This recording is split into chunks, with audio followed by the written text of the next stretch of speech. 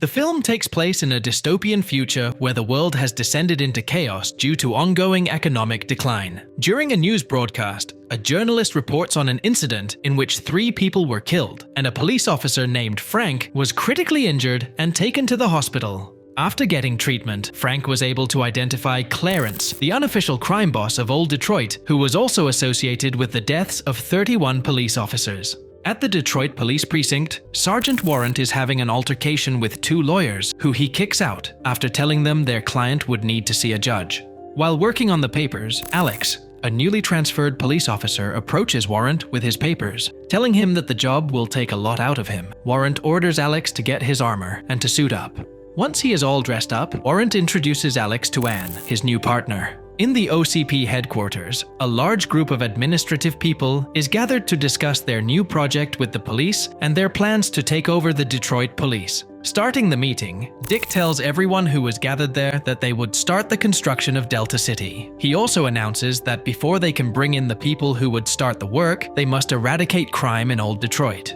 Speaking to the crowd, Dick declares that the city requires a law enforcement agent capable of providing round-the-clock protection without the need for rest or food. He then introduces ED-209, a robot designed for this very task. However, during the demonstration, an unforeseen incident occurs as the robot experiences a malfunction, resulting in the accidental death of a man used as a demonstration subject. The incident makes Dick seem incompetent in front of his boss, giving the ambitious Bob an opening to present his RoboCop concept to the CEO by going over Dick's head. The CEO happily accepts the idea as an alternative, telling him to get his presentation in 20 minutes. Out in the city, Alex and Anne hear the call for any available police to follow suspects who were involved in a robbery. As the robbers open their truck doors, Alex maneuvers his car to the side in hopes of catching them by surprise and manages to shoot one of the men. Attempting to get the police off their trail, Clarence throws the injured man out of the truck and onto the hood of the cop car. Swiftly executing a U-turn to discard the body, Anne tails the vanishing truck.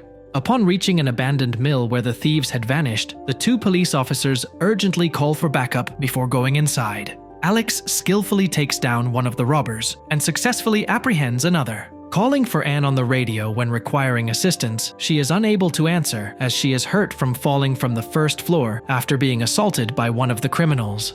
Before he can get the man he caught detained, the man's friends arrive and force him to drop his weapon. Confessing that he hates the police, Clarence shoots Alex's hand off, leaving the rest to his men. Preparing their weapons, the gang opens fire on Alex simultaneously and inflicting severe damage to his body. Finally, Clarence delivers a fatal shot to his head. Anne, witnessing the murder, calls for an ambulance as soon as the criminals depart. Upon the helicopter's arrival, Alex is rushed to the nearest hospital, where he receives all necessary medical attention. Despite the efforts, he succumbs to his injuries, and his body is handed over to OCP for the RoboCop program. After his body is donated, Alex undergoes several surgeries and transformations under the hands of Bob's team. Once the group of scientists deems him finalized, they have a party in the office to celebrate their achievements and the new year. Several weeks later, Bob and his team showcased the fully transformed cyborg, whose memory they had wiped, as the new symbol of the crime-fighting force. Bob and his team escorted RoboCop to the precinct. The sergeant was visibly upset by their presence until he caught sight of the cyborg. As the team escorts RoboCop to the back room, the officers who had caught a glimpse of him hurried over to witness the arrival of their new colleague. While they prepared him, Bob inquired about basic details such as his tracking system and dietary requirements, learning that he consumed a sludge-like mixture of nutrients that resembled baby food. After setting up his area, Bob questions RoboCop about his prime directives before taking him to the gun range to assess his abilities. As the other officers observe, RoboCop effortlessly hits the target multiple times with his advanced firearm. Anne, still disturbed by witnessing her partner's murder, notices a particular hand movement RoboCop makes while handling the gun, reminiscent of Alex, and it unsettles her. Bob then requests the sergeant to provide RoboCop with a car so he can begin his mission of combating crime on the streets. In the initial days of his assignment, RoboCop astounds the city by single-handedly stopping numerous crimes, earning widespread acclaim. Thank you for your cooperation. Good night. Particularly after rescuing the Detroit mayor. OCP begins to claim that RoboCop has gotten Crooks on the run, paving the way to a safer city. Loved by millions, RoboCop goes to visit children in school to show the community that he is a man of the people. The news also announces that labor leaders have agreed to sanction OCP's Delta City, creating a much-needed 1 million jobs. The newly promoted OCP VP, Bob, addresses concerns about worker safety in Old Detroit by publicly predicting the eradication of all crime from the area within 40 days. Following his interview, Bob revels in the attention he's been receiving and, unaware that Dick is in the stall behind him, begins to insult him in the lavatory. The other men in the bathroom quickly leave when they see Dick emerge, but Bob remains unfazed. Dick is furious with Bob for jeopardizing the military deal he had secured with his complete robot model, shouting that no one cared if it worked as long as they had the contract. Smirking sarcastically, Bob retorts to Dick that it was important to the CEO, otherwise he would have retained the deal. The old man thought it was pretty important. Dick. Dick reminds him that even though the CEO is in charge for now, the old man wasn't going to live forever, and tells Bob that he was second in command of the company. In the precinct, RoboCop, being monitored by the staff, suddenly starts recalling his previous life, reliving the moments leading to his death. Seizing control of his system, RoboCop gets himself online and leaves the station, despite the scientist's attempts to restrain him. As RoboCop makes his way out, he encounters Anne, who tries to communicate with him by using his old name, hoping to confirm that he is still Alex. Disregarding her question, RoboCop informs her that he must combat crime, then heads to the parking lot and drives away in his car. The scientist, who is trying to prevent him from leaving, observes Anne speaking to RoboCop and later interrogates her about her motives. As RoboCop cruises through the city, he spots a robbery happening at a gas station market and rushes to intervene. Upon reaching the scene, he discovers the criminal menacing the cashier and declares his intent to apprehend the perpetrator, dead or alive. Dead or alive, you are coming with me. The criminal, who had been among those who tormented Alex the day he died, recognizes RoboCop's voice and, filled with fear, begins to open fire. Mounting his bike, the perpetrator attempts to blow up RoboCop by igniting the gas, but the cyborg emerges unscathed and retaliates by shooting the perpetrator's bike, causing him to crash. Approaching the severely injured man, RoboCop asks about his identity, but the man is unable to respond. Returning to the precinct, RoboCop accesses the police database to find out more about the man he had just apprehended. As he searches, he finds out more about the man who goes by Emil and his accomplices. He also finds out that the man murdered Alex, who he now believes himself to be, as his memories slowly return. Seeking to uncover more about his past, RoboCop visits his former residence, where he once lived with his family, and is flooded with memories. Armed with a clearer sense of who he is searching for, RoboCop proceeds to a club and apprehends another known associate of Clarence, named Nash. In his opulent home, Bob is reveling with two models he invited over, and the trio is engrossed in drug use when Clarence arrives and knocks at the door. Startled by the sight of the gun, the girls quickly leave the premises. Alone with Bob, Clarence shoots the VP multiple times in the legs, then plays him a message sent by Dick, who had orchestrated his murder. Clarence leaves a timed bomb in the house and calmly exits as Bob dies in the explosion. Having fulfilled the assignment for Dick, Clarence proceeds to broker a deal with a notorious drug producer, accompanied by his entourage. Amidst the negotiations, a loud bang on the door reverberates, and RoboCop bursts in. Come quietly or there will be trouble. As the perpetrators start to open fire, RoboCop retaliates by shooting them down. He then captures Clarence while he is trying to escape and beats him up by throwing him through multiple glass doorways. Unable to take any more of the beatings, Clarence begins to yell at the robot that he works for Dick, explaining that he was the number 2 guy in the company. Despite RoboCop's desire to eliminate him, he is unable to do so due to the directives programmed into him, so he takes Clarence to the precinct and formally charges him. RoboCop then drives to OCP headquarters to apprehend Dick after obtaining Clarence's confession about the man.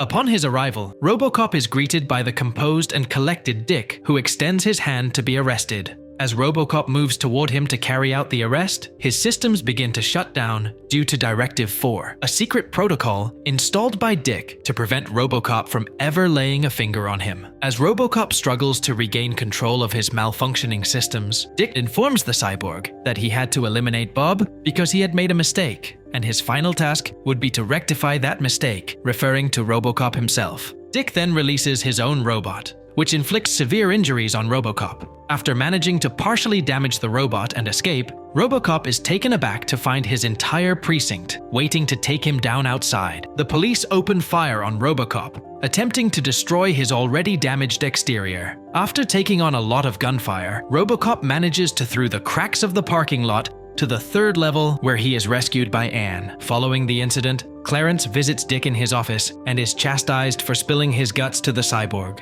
as every word was recorded. Dick then instructs Clarence to eliminate it before the recordings reach the police. Clarence decides to accept the assignment. Handing him RoboCop's tracker and heavy weaponry, Dick sends Clarence on his way. Anne escorts RoboCop to an abandoned mill for him to conduct self-repairs. Upon returning from a supply run to the precinct, Anne informs the cyborg that the officers are on strike. In the city, chaos erupts as criminals take advantage of the police strike to engage in looting and lawlessness. Clarence reunites with his gang and reveals the weapons he obtained from Dick. The group then sets out for the mill for a final showdown with RoboCop.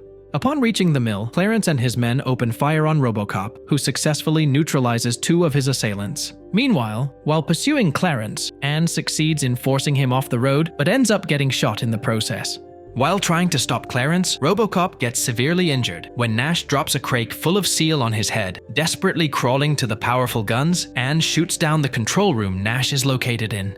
Clarence stabs RoboCop in the chest with a steel rod, causing him to scream in pain. RoboCop uses the secret blade hidden in his arm to stab Clarence in the neck. Freeing himself from the massive steel beams, RoboCop makes his way to cop headquarters and vanquishes the guarding robot using the weapons provided by Dick. He then goes to the tower where Dick is delivering a presentation to the board and exposes Dick's crimes, substantiating his claims by playing the recording of Dick's confession. In a panic, Dick seizes the CEO as a hostage and tries to bargain for a helicopter. Angered by his behavior, the CEO terminates Dick's employment. Dick, you're fired! Enabling RoboCop to shoot him as he is no longer a high-ranking OCP officer, leading to his fatal fall from the window. On his way out, the CEO compliments RoboCop's shooting and asks him for his name. Looking back, the cyborg tells him that it was Alex. The movie ends hinting the lingering fragments of RoboCop's humanity, with his unique way of holstering a gun.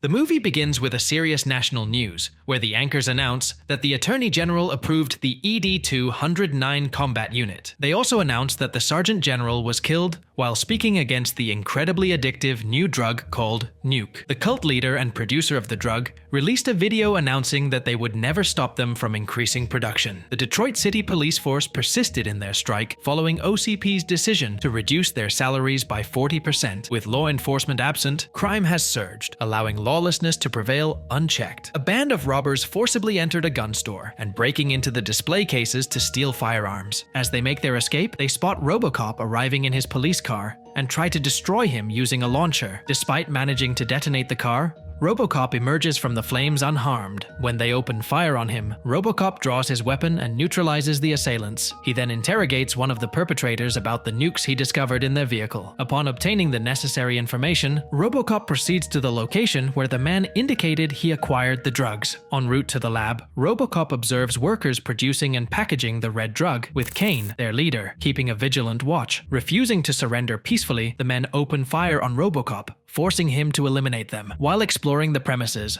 RoboCop encounters a child holding a firearm and hesitates to shoot, allowing the child to fire at him and flee. Upon encountering the child, RoboCop is reminded of his own family and decides to visit them at their new home. Meanwhile, at the precinct, OCP lawyers reprimand RoboCop, informing him that his wife, who had believed him to be deceased and was feeling harassed by the robot, was filing a lawsuit against them. They explain to the cyborg that the woman had only recently come to terms with her husband's death and that his regular drives past her house were not aiding her in any way. Following their recording of him stating that he is not Alex but merely a machine, the lawyers depart, leaving him to converse with his ex-wife. Approaching her, RoboCop permits the woman to touch the cold surface of his face and informs her that he does not recognize her, clarifying that her husband is deceased. At OCP headquarters, the CEO and his legal team are in a meeting with the mayor of Detroit, notifying him that, according to their agreement, OCP would assume control of Detroit due to the city owing the company millions, effectively privatizing it. Angry, the mayor storms off, cursing at the CEO and telling them that they would be suing the company. Subsequently, the CEO CEO convenes with the company's scientists to inspect the second iteration of RoboCop, only to be disheartened by the sight of all the experiments failing, with the cyborgs becoming uncontrollable and self-terminating.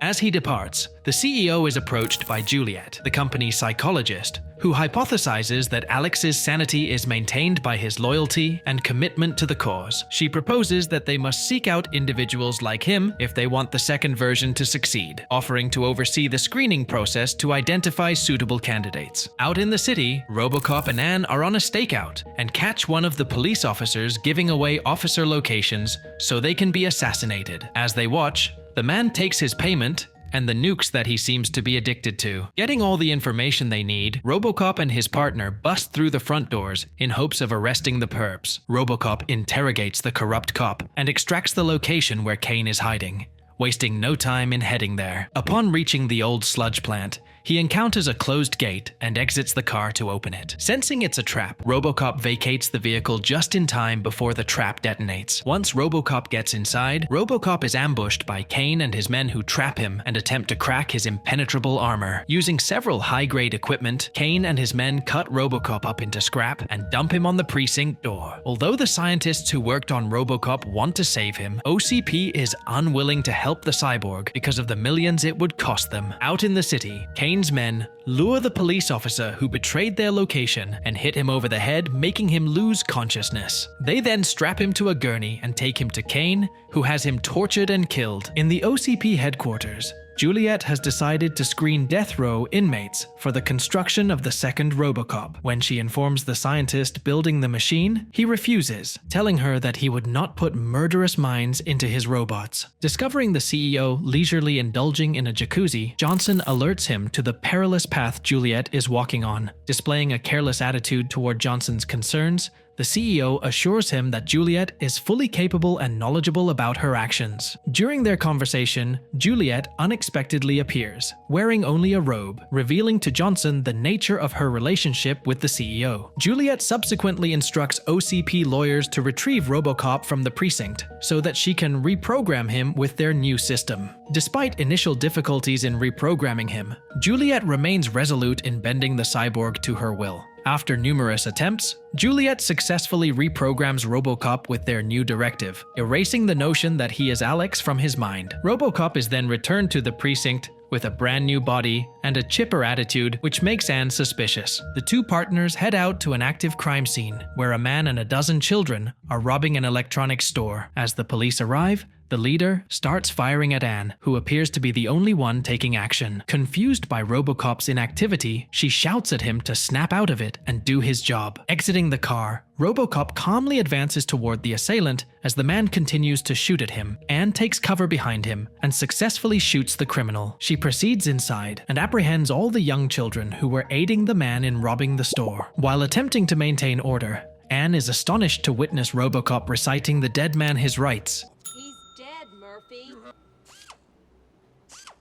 On their return, Anne is convinced that OCP has tampered with her partner and notifies the scientists involved in his development. After examining his programming, they disclose to Anne the alterations made to RoboCop. Upon hearing their explanation that they would need to reset his system, RoboCop rises and walks toward the power transformer outside, electrocuting himself to override his directives. When he wakes up a few seconds later, RoboCop finds his system is clean and back to normal. Riling up the other cops, RoboCop convinces them to go with him to apprehend Kane and his men. Heading toward their lab where Kane was developing a new type of drug, the police officers storm in, firing at anyone who seems threatening. While searching the place for Kane, the police are distracted when the lab inside the facility blows up and are forced to watch as the notorious drug producer escapes. Reluctant to allow the perpetrator to escape, RoboCop positions himself in the path, firing his gun at the assailant driving at high speed. Despite RoboCop's efforts, Kane attempts to run him over, prompting RoboCop to cling to the hood. In an attempt to dislodge him, Kane crashes the car into various walls, eventually succeeding in causing RoboCop to fall. Determined not to relent,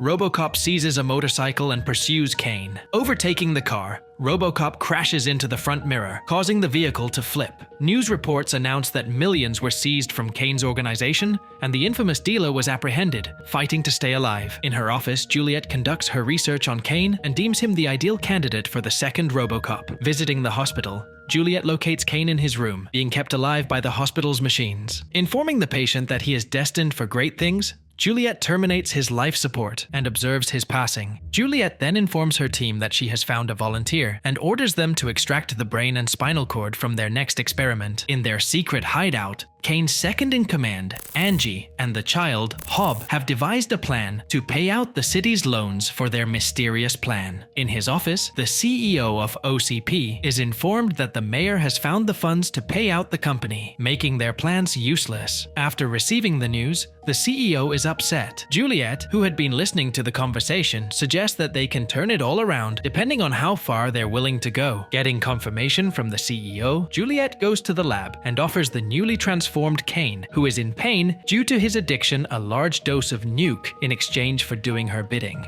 After receiving confirmation about the promised money, the mayor of Detroit ventures to a secluded location with 2 of his men. Upon arrival, he is ushered into a dimly lit room where Hob and Angie await with their guards. Initially dismissive of the child, the mayor is taken aback when the young boy presents him with $50 million and reveals a truck full of cash and gold. Asking the mayor to sit down, Hob and Angie make him an offer, telling him that he can have the money if he allows them to sell their drugs freely. They explain that nuke is going to be provided to the public at a cheap price to avoid the expansion of crime, swindling him by telling the man that he could be the mayor who cleaned up the streets of Detroit. Amid the negotiations, the newly transformed Kane bursts through the door and indiscriminately opens fire, targeting everyone in sight. After incapacitating most of the men, Kane discovers Angie in hiding. Despite pretending like he wasn't going to hurt her, he swiftly breaks her neck. Kane then locates the mayor attempting to flee through the sewers and opens fire, narrowly missing the man by a few seconds. A few hours later, RoboCop arrives at the crime scene and finds a heavily injured Hob slowly dying. When he tries to call for an ambulance, Hob grabs RoboCop's hands and begs him not to leave him. A few seconds later, the young man passes away. The following day, OCP calls a press conference to showcase the plans for the new city they're building. The mayor, who had nearly escaped death, appears at the conference and confronts the CEO about destroying their communities. Ignoring the erratic man, he continues to address the journalists, revealing their successful new project, RoboCop 2. Out of nowhere, RoboCop appears and confronts the robot. The 2 cyborgs engage in a fierce battle, while Kane unleashes gunfire on those nearby. RoboCop lures Kane onto the roof and manages to bring the giant robot crashing down with him, resulting in both of them plummeting several stories. Both of the robots survive the fall, and Kane attacks RoboCop with his built-in laser. Using the laser to ignite an explosion, RoboCop walks out assuming Kane has been destroyed. To his surprise, Kane breaks out of the ground and begins attacking the police officers around the vicinity. The unbeatable cyborg refuses to stop firing on, and the police are not a match for the giant robot. Seeing no alternative, Anne drives an OCP tac and drives it directly into the giant robot. Although they initially think they have destroyed it, Kane pushes the tank away and comes out without a scratch. Realizing that they would need a different alternative, RoboCop gets the large flask full of nuke and hands it to Kane. While the robot is distracted by the drugs, RoboCop ambushes the cyborg and rips out the brain, stopping the robot in its tracks. After the tragic incident, the CEO and Johnson conspire to make Juliet the scapegoat for the chaos caused by Kane. Anne, witnessing the CEO leaving without facing any consequences, voices her frustration to RoboCop. Unperturbed, RoboCop advises Anne that they need to be patient because they are only human, ending the movie with a strong message. Thanks for watching our movie recaps. We've got something special for film fans, a curated selection of top-tier gear for an ultimate home movie experience. Click the link in the description to browse our selections on our website.